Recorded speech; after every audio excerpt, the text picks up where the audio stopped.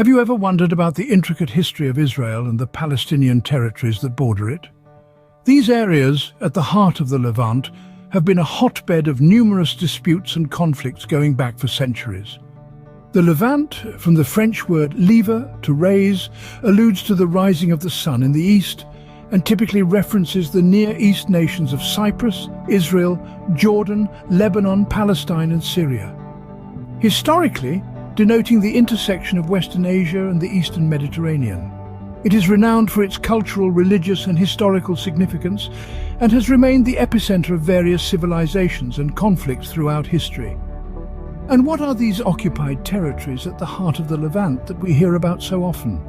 How did these territories morph into such fiercely disputed regions? There are few more contested areas on Earth than the lands surrounding the Mediterranean Sea. Their story is filled with shifts in power, political tactics, and frequent instances of warfare. The traces of numerous nations, religions, battles, and even unsuccessful peace proposals can be found in these territories. This leads us to grapple with a couple questions, like who's really entitled to these lands, and why is peace such a tough nut to crack?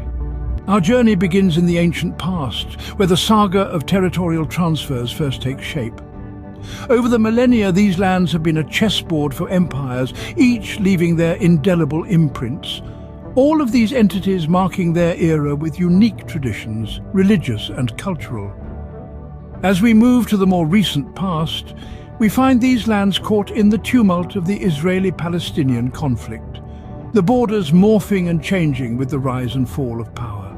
These areas at the heart of the Levant are now claimed by two nations, Israel and Palestine, both having deep-rooted religious connections and narratives woven into its soil, both feeling entitled to the land as their ancient homeland.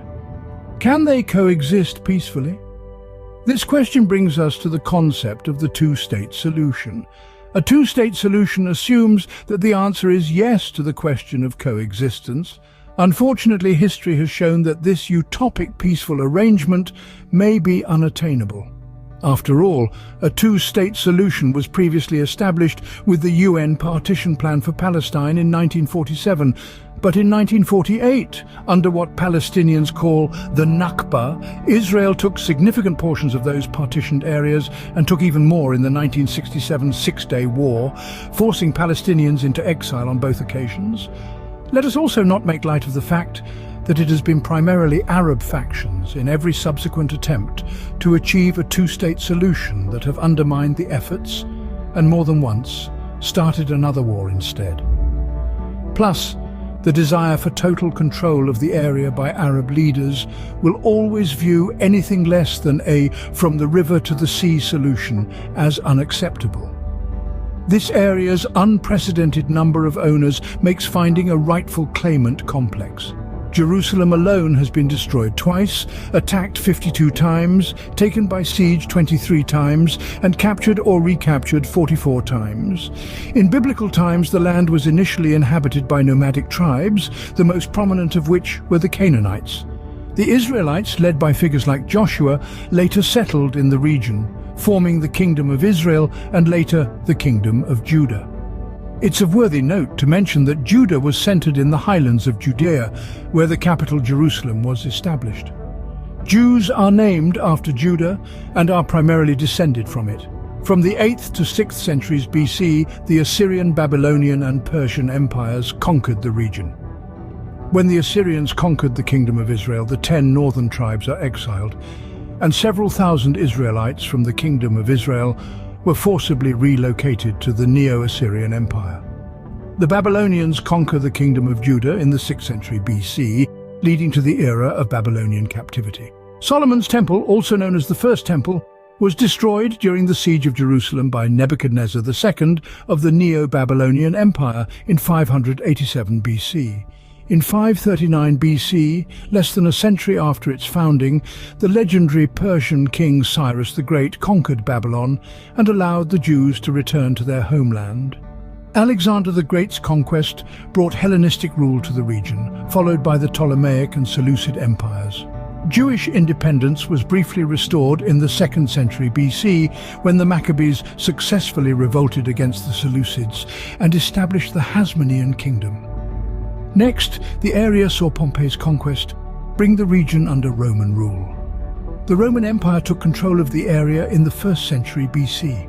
Herod the Great, who was appointed by Rome to rule the region, constructed some of the most notable buildings in the area, including his palace in Jerusalem, the Temple Mount, many Roman public facilities, the royal complex at Herodium, the palace fortress at Masada, and he also embellished many existing buildings in the area.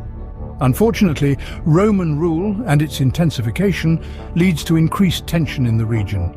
These tensions lead to the Jewish-Roman War and the destruction of the Second Temple in 70 CE.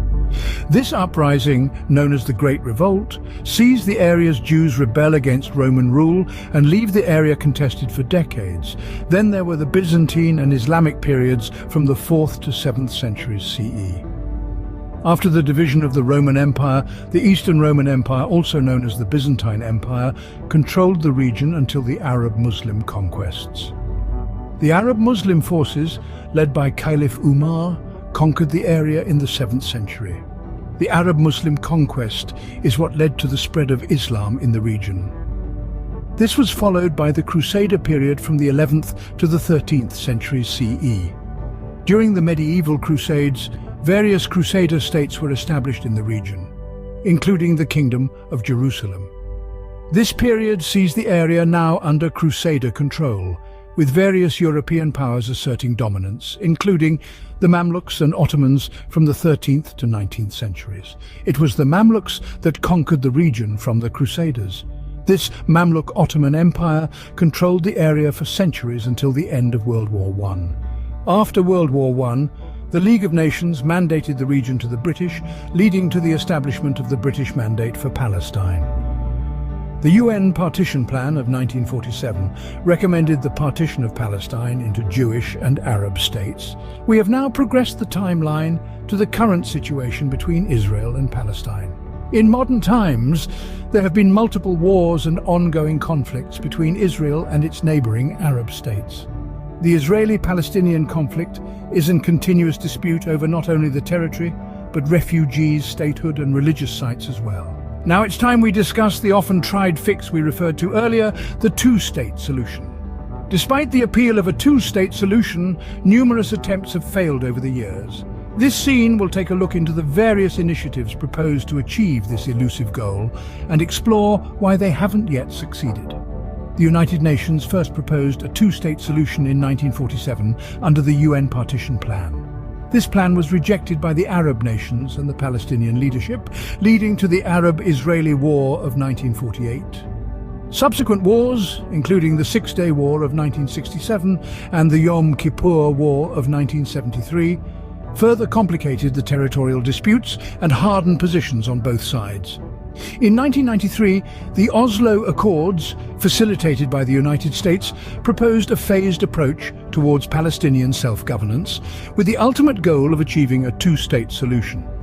Yet, this agreement was met with opposition from both Israeli and Palestinian hardliners, with the assassination of Israeli Prime Minister Yitzhak Rabin in 1995, marking a significant setback.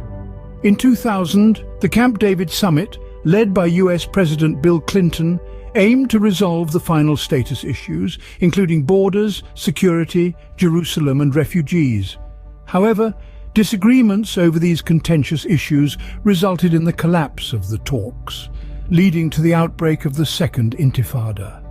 In 2008, Israeli Prime Minister Ehud Olmert proposed a plan that would have established a Palestinian state on 93.7% of the West Bank and the entirety of the Gaza Strip. However, this plan was not accepted by Palestinian President Mahmoud Abbas due to concerns over territorial exchanges and the status of Jerusalem. The primary reason behind the past failures of these attempts has been the disagreement over what is referred to as the right of return. The right of return is the demand for the millions of descendants of Palestinians who were expelled in the 1948 war to possess a right to settle inside Israel. Since there are only about 7 million Israelis, and this covers up to 9 million Palestinians, Israel would be turned into an Arab state. This is obviously a deal killer. More recently, to make matters worse, the events of October 7th have injected a firm resolve on behalf of Israel that they will not live next door to their enemy. Likewise, with hopes to control all the land from the Jordan River to the Mediterranean Sea, the Palestinians don't acknowledge Israel's right to any territory in the geographic area whatsoever. Unfortunately, with the positions currently being held by both sides, even the thoughts of a successful two-state situation would be an exercise in futility. And the ultimate strength to both sides' resolve, the foundation solidifying all of it, is that neither side is willing to relinquish the right to control the religious sites held dear to both their religions. Will this ever be resolved? Only time will tell. What do you think the solution is?